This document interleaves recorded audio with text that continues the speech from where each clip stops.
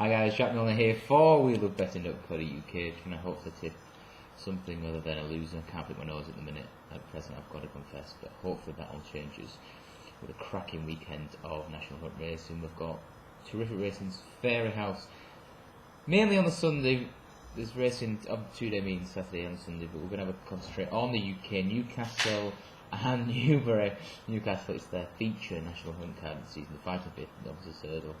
The 5th hurdle, plenty clues towards the champion hurdle in March, but it's a poor renewal. Irving heads the market as even money favourite with Elizabeth Victor. Can't back anything.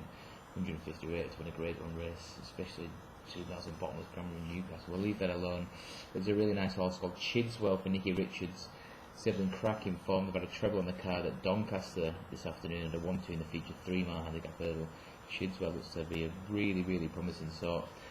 Won a nice race up at Ayr on debut last month in the betvisitor.com. Novices over 2 mile 3/4. He looked better the further he went. He'll get a nice win to the race from Definitely Red, who is the 64 jolly. Won the Cheltenham bumper last month. Richard Johnson completing a 7-timer.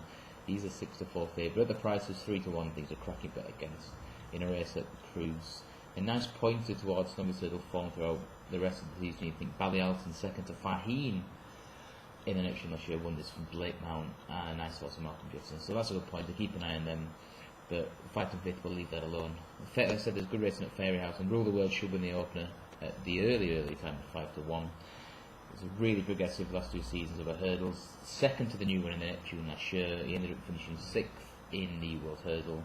We had 160 over Timber for Mouse Morris. He runs over the fences for the first time. He's 6-4 first show from Paddy Power. Race has got a really good record with favourites. Foxtrot won this race last year en route to going off favourite for the National Chase, but Rule the World. He's got a first-time hood on, so he has got a few quirks, but he should get the job done for Miles Morris and Brian Cooper. It's Hennessy Day at Newbury, a race that is one of the best races of the National Hunt calendar. I put up our fathers on. This was an all-in job last year, only finished 7th. I think many clouds will give punters a lot better run for the money. It's really testing ground. What our father wanted last year. Many clouds at 8-1. I think 5 places with Sky Bet. I've backed this horse for the Gold Cup 40-1. I think still in places.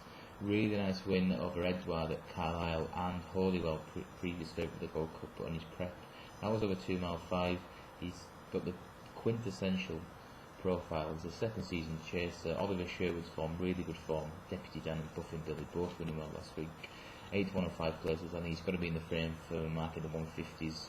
He was going well in the RSA before being brought down. He's got to have a massive claim. I think he's good for at least a place. One more we'll finish off with is another one for Malcolm Jefferson, another one for Sir Trevor Hemmings, and that's Vintage Star, 2nd in the rehearsal chase last year, beaten at the very narrowest of margins by Hey Big Spender, completing a double in the race for Colin Tizard. That's going for a hat-trick after winning last year in 2011. That runs from top weight though. Vintage Star, beaten favourite in the race. It comes out on £5 better terms. He's going to have fantastic claims with Sue Smith's yard creeping into form. Chased home, shut the front door, Grand National favourite in a nice graduation chase up at Carlisle. Vintage Star 6-1's got to be at least in the shout for a place, and I think could be a red letter day for Trevor Hemmings. Good luck.